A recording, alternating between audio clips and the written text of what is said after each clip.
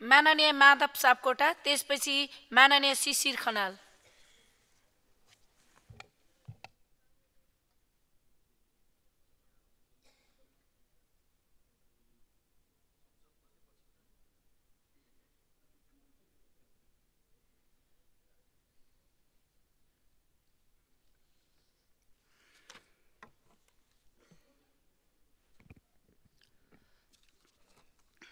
सम्माननीय सभामुख महोदय, हुन त यो बिलमा हामी अघिल्लो पटक पनि छलफल गरिसकेकै हौँ। प्राविधिक कारणवश दोहोऱ्याएर हामी छलफल गर्दैछौँ।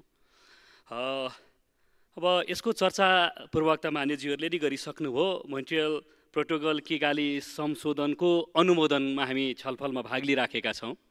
यसमा गर्ने कि नगर्ने सवाल त्यो छैन, किनभने यो हामीले अनुमोदन गर्नै पर्दछ।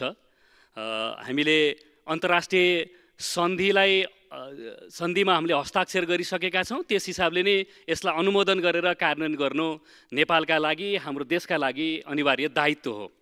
तर छलफलमा भाग लिँदै गर्दा सवाल के छ भने हामीले यो ओजन तह घटाउनका निमित्त के कस्ता पूर्व तयारीहरू गरिराखेका छौँ। खास गरिकन यसलाई हामीले अनुमोदन गर्दै गर्दा केही 5-7 वटा महत्त्वपूर्ण कुराहरू। नेपालले हाइड्रोक्लोरोफोन कार्बनको प्रयोग नियमन गर्नुपर्छ, जुन ग्लोबल वार्मिङ बढाउने प्रमुख कारकहरूमध्ये एक हो।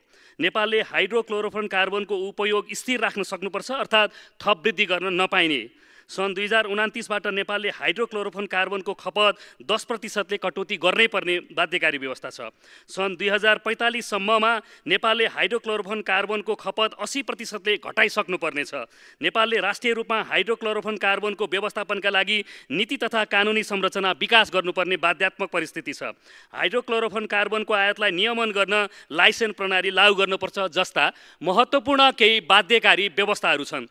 म सम्माननीय सभामुख मार्फत मान्य मन्त्रीज्यूलाई प्रश्न गर्न चाहन्छु के यस्ता प्रकारका बाध्यकारी परिस्थिति या बाध्यकारी जे प्रोभिजन छन् यसको पूर्व तयारी गर्ने या यसको तयारी गर्ने गरिकन हामीसँग के कस्ता प्रकारका तयारी रहेका छन्। यसमा खास गरिकन नेपालले तोकिएका लक्ष्य हासिल गर्न कानुनी संरचनालाई बलियो बनाउनुपर्छ र स्पष्ट नीतिका साथै नियमनकारी सङ्घ संस्थाहरूलाई सशक्त र जुझारु बनाएर कार्यान्वयन जानुपर्छ। नभने हामीले अनुमोदन गर्ने तर फेरि कार्यान्वयनको पक्ष फितलो भयो भने यो चाहिँ राष्ट्रकै छविका प्रति प्रश्न उठ्न जान्छ र हाम्रो कार्यदक्षताका प्रति पनि प्रश्न उठ्न जान्छ। त्यसैले यसलाई अनुमोदन गर्नुपर्ने आजको समग्र क्लाइमेट चेन्ज जलवायु परिवर्तनको पक्षबाट र अन्तर्राष्ट्रिय सन्धिमा हामीले जे हस्ताक्षर गर्यौँ त्यो कोणबाट। तर प्रश्न के छ, म फेरि दोहोऱ्याएर भन्न चाहन्छु भने यसलाई कार्यान्वयन गर्ने पूर्व तयारीका रूपमा नेपाल सरकारले कसरी सोचेको छ, सूत्रबद्ध रूपमा चरणबद्ध रूपमा यसलाई कसरी अगाडि लैजाने सोचेको छ। त्यसैले म अन्तिममा के कुरा राख्न चाहन्छु भने